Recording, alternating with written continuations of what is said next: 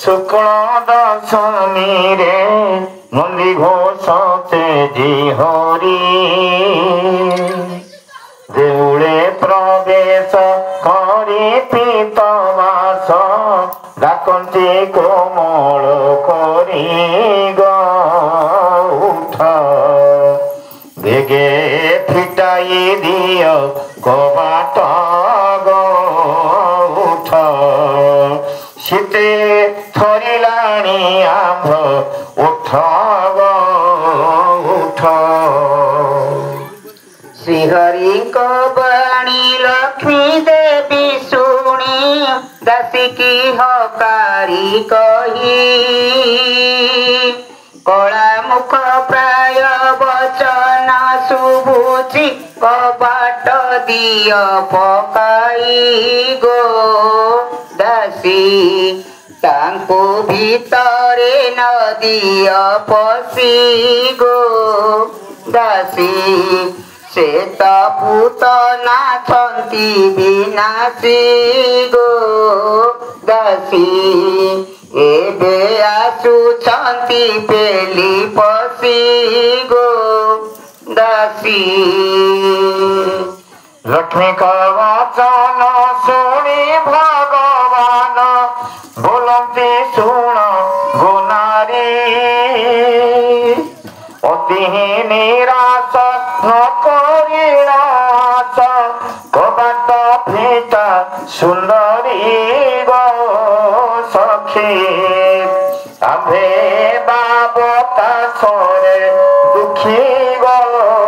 सखी आम्भ शरीर गलाणी सुखी गो सखी हृदय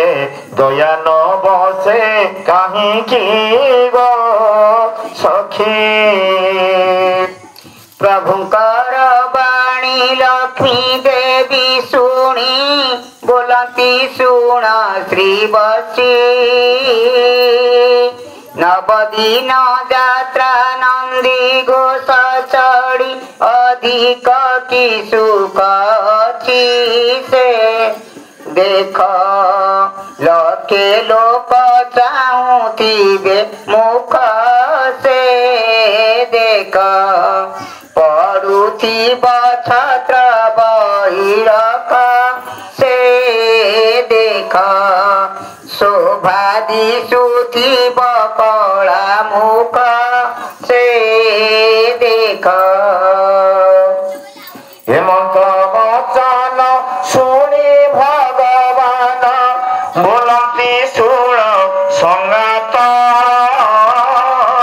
श्रावण मास द्वादश मासरे घोष यात्रा थरे तोहि पाई को पचित से बारे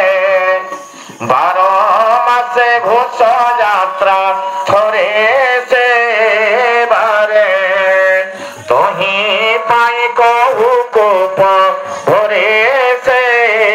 बारे तुम भाषा सहिलु शरीरे से बारे बोलती कमला सुन नंद बड़ा न कुहे परिबाणी सत्य त्रेतया द्वापर कली जुग तारु मुह चही जानी जाओ काश पाषाण पराय देह जाओ जेते कहिले लज्जा न पाए जाओ आउ काई पाई तुम बसे आए जाओ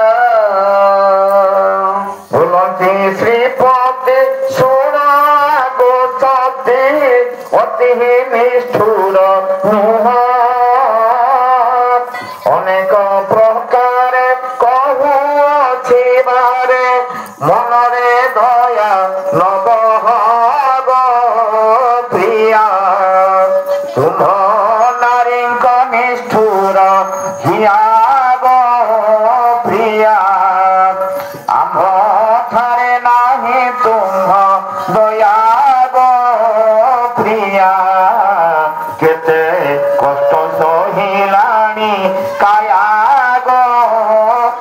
दया प्रभुंकर बाणी सुनी ठाकुराणी बोलाती सुनाए हरि मिछे बोलू सदे बहु कष्ट मिथ्या वचन तुम्हारी सुना देह पाषाणु अधिक टाणा सुना दुख न बाधइति श्रवणाय सुना आगे पसणु तुम्ब वचनाय सुना हिरोदय